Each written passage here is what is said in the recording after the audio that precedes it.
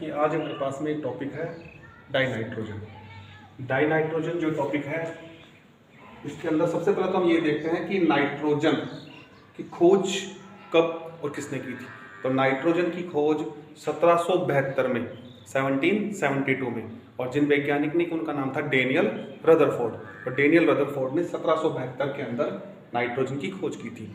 अब नाइट्रोजन है वो आणविक अवस्था उसकी होती है N2, यानी नाइट्रोजन और नाइट्रोजन के बीच में 3 बंध होते हैं। तो डाइनाइट्रोजन जो होता है उसको बनाने की अगर विधि देखें तो इसकी काफ़ी सारी विधियां होती हैं। प्रयोगशाला विधि है, औद्योगिक विधि है, अन्य विधियां हैं। तो सबसे पहले हम देखते हैं इसकी प्रयोगशाला विधि।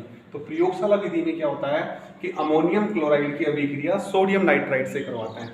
अमोनियम क्लोराइड यानी कि NH4Cl, इसकी अभिक्रिया किससे करवाते हैं? सोडियम नाइट्राइड से। तो हमारे पास में जो उत्पाद बन करके आता है वो अमोनियम नाइट्राइड और सोडियम क्लोराइड बन करके आता है। अब ये जो अभिक्रिया है ये डबल डिस्प्लेसमेंट रिएक्शन होती है, यानी NH4 प्लस है, Cl माइनस और Na प्लस और NO2 माइनस। तो NH4 NO2 के साथ जुड़ जाएगा और Na है जो Cl के साथ जुड़ जाएगा।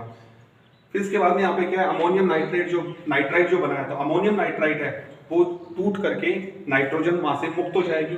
और जब नाइट्रोजन गैस मुक्त होती है तो यहाँ पे बाई प्रोडक्ट के रूप में, सह उत्पाद के रूप में NO तथा HNO3 गैसीय अवस्था के अंदर प्राप्त होता है।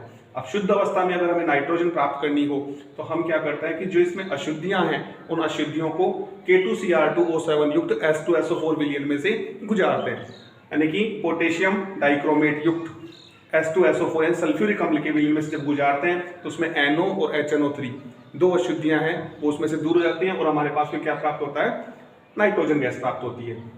दूसरी जो है हमारे पास में मेथड है वो कौन सा है? औद्योगिक विधि, इंडस्ट्रियल मेथड। और इंडस्ट्रियल मेथड के अंदर वायु का द्रवीकरण तथा प्रभाजी आसवन से हम क्या करते हैं? नाइट्रोजन गैस प्राप्त करते हैं। तो वायु के द्रवीकरण यानी हम जानते हैं कि वायुमंडल के अंदर नाइट्रोजन कितनी होती है? 78% और ऑक्सीजन कितनी होती है? 21%। यानी कि 78 और 21 यानी 99% तो वायुमंडल के अंदर ऑक्सीजन और नाइट्रोजन ही होती है। तो जब आप वायु का द्रवीकरण करते हैं तो वहां पे हमारे पास में कौन कौन सी गैसों का द्रवीकरण हो जाता है? ऑक्सीजन और नाइट्रोजन का। और जब हम उसका प्रभाजी आसवन करते हैं तो प्रभाजी आसवन करते हैं तो हम देखते हैं कि नाइट्रोजन का और ऑक्सीजन का दोनों का क्वथनांक अलग अलग होता है, बॉइलिंग पॉइंट अलग अलग होता है।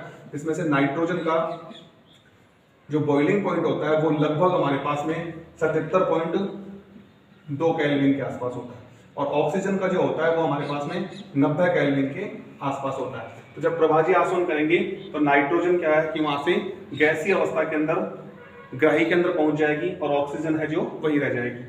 नेक्स्ट जो देखते हैं अन्य विधि, तो अन्य विधि में हमारे पास में आती है अमोनियम डाइक्रोमेट। अमोनियम डाइक्रोमेट का जब तापीय अपघटन करते हैं तब भी हमारे पास में क्या है कि नाइट्रोजन गैस इसमें से निकल करके बाहर हो जाती है। और दूसरी बेरियम एजाइड और सोडियम एजाइड, इनका जब तापीय अपघटन करते हैं तो नाइट्रोजन गैस यहाँ से भी मुक्त जाती है। और सबसे शुद्ध अवस्था के अंदर नाइट्रोजन गैस जो प्राप्त करते हैं वो बेरियम एजाइड और सोडियम एजाइड के तापीय अपघटन से प्राप्त की जाती है। तो हम डाइनाइट्रोजन के भौतिक गुणधर्मों को अगर देखें तो डाइनाइट्रोजन सबसे पहले तो क्या होती है?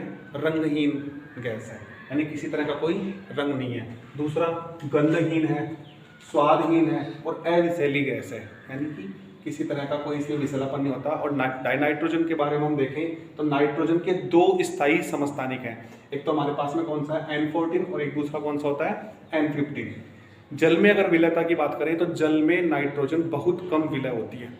और अगर हम एक बार दाब और 273 केल्विन ताप के ऊपर इसकी विलयता का अध्ययन करें जल के अंदर तो 1 लीटर जल के अंदर मात्र 23.2 सेंटीमीटर क्यूब डाइनाइट्रोजन हमारे पास में जल में विलय होती है। बॉइलिंग पॉइंट देखें इसमें तो 77.2 केल्विन और मेल्टिंग पॉइंट इसका जो है वो कितना है? 63.2, यानी कि क्वथनांक और गलनांक इसके ये हैं। तो इसके बाद में अगर हम देखते हैं तो रासायनिक गुणधर्म की जब हम बात करते हैं तो रासायनिक गुणधर्म यह है कि कमरे के ताप पर नाइट्रोजन अक्रिय होती है, किसी तरह की कोई क्रिया नहीं करती। क्यों नहीं करती? क्योंकि इसकी बंध वियोजन एंथैल्पी का मान उच्च होता है, 3 बंध होते हैं इसके पास में। लेकिन जैसे ही हम ताप वृद्धि करेंगे, ताप जब इसमें बढ़ाएंगे तो ये बंध इसमें क्या है? टूट जाएंगे। और जब हम ताप वृद्धि करेंगे तो इसकी क्रियाशीलता क्या हो जाएगी? बढ़ जाएगी। और जैसे जैसे हम इसकी ताप वृद्धि करते रहेंगे वैसे वैसे इसकी क्रियाशीलता बढ़ती जाएगी। डाइनाइट्रोजन है उसकी जो प्रकृति कैसी होती है? अधातु की प्रकृति होती है। और अधातु जब धातु से क्रिया करते हैं तो आयनिक नाइट्राइड बनाते हैं। कैसे बनाएंगे, आयनिक नाइट्राइड। यहाँ पे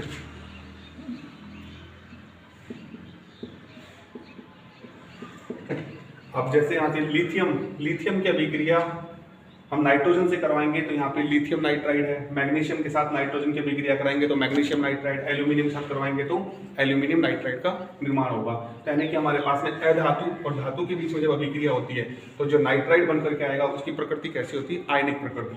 अब हम ये देखते हैं कि अधातु और की अभिक्रिया जब अधातु से करवाएंगे तो फिर वो जो हमारे पास यौगिक प्राप्त होगा वो कैसा होगा, सहसंयोजक नाइट्राइड होगा। नाइट्रोजन की अभिक्रिया जब हम अधातुओं के साथ करवाते हैं तो हमारे पास जो उत्पाद बन करके आएंगे वो कैसे बन के आएंगे, सहसंयोजक यौगिक के रूप में आएंगे। तो नाइट्रोजन की अभिक्रिया जैसे हमने किससे करवा दी, हाइड्रोजन से करवाई, और हाइड्रोजन से करवाते हैं तो क्या बन के आता है हमारे पास में, अमोनिया। और ये एक रिवर्सिबल रिएक्शन है, यानी उत्क्रमणीय अभिक्रिया है, जिसमें उत्प्रेरक के रूप में हम क्या करते हैं, पीटी और एमओ लेते हैं, ठीक है। और ये जो अभिक्रिया है इसका तापमान होता है लगभग 773 केल्विन के आसपास होता है, और दाब की बात करें तो दाब होता है इसका 200 एटीएम के आसपास होता है। क्योंकि ये अभिक्रिया हमारे पास में रिवर्सिबल होती है, यानी कि रिवर्सिबल रिएक्शन के अंदर जब उत्पाद हमारे पास में NH3 है और ये अभिक्रिया वापस पीछे भी आ सकती है, तो हम चाहते हैं कि NH3 ज़्यादा बने। तो NH3 ज़्यादा बने तो कंडीशंस अगर हम देखें तो लासा तेलीय जो वैज्ञानिक है उनके नियम के अनुसार हम इस अभिक्रिया को देखते हैं, इसमें डेल्टा H का मान कितना आता है, -4.61 किलो जूल प्रति मोल, यानी कि अभिक्रिया कैसी होती है, ऊष्माक्षेपी। और लासा तेलीय के हिसाब से ऊष्माक्षेपी अभिक्रिया है, तो हम ज़्यादा अमोनिया कैसे प्राप्त करेंगे, जब हम इस अभिक्रिया के अंदर ताप को तो क्या कर लेंगे कम, और दाब को क्या कर देंगे, बढ़ा देंगे, ज़्यादा कर देंगे। निम्न ताप और उच्च दाब पर यह अभिक्रिया होगी तो हमारे पास में अमोनिया ज़्यादा प्राप्त होगा। लेकिन ताप निम्न करना है, इसका मतलब ये नहीं कि ज़्यादा निम्न कर दें, क्योंकि ज़्यादा निम्न कर देंगे तो नाइट्रोजन अक्रिय है, उसके बंध योजना एंथैल्पी वैसे भी उच्च है तो वो अभिक्रिया ही नहीं होगी, तो ज़्यादा कम भी नहीं करना इसमें। नेक्स्ट जो रिएक्शन है कौन सी है, नाइट्रोजन की अभिक्रिया ऑक्सीजन से करवाते हैं, हमारे पास में नाइट्रिक ऑक्साइड प्राप्त होता है, लेकिन तापमान बहुत ज़्यादा लेना पड़ेगा, लगभग 2000 केल्विन के आसपास। इसके अलावा कैल्शियम कार्बाइड से जब नाइट्रोजन की अभिक्रिया होती है और 1300 केल्विन के लगभग ताप होता है तो कैल्शियम साइनेमाइड का निर्माण होता है। और ये कैल्शियम साइनेमाइड, नाइट्रिक ऑक्साइड, ये सब हमारे पास में क्या होता है, महत्वपूर्ण यौगिक होते हैं। तो इसके अगर हम उपयोग की बात करें तो इसका उपयोग कहाँ पे हो रहा है, अमोनिया के निर्माण में, नाइट्रिक अम्ल के निर्माण में, कैल्शियम साइनेमाइड यानी बहुत ही ज़्यादा महत्वपूर्ण यौगिकों के निर्माण में डाइनाइट्रोजन का उपयोग होता है।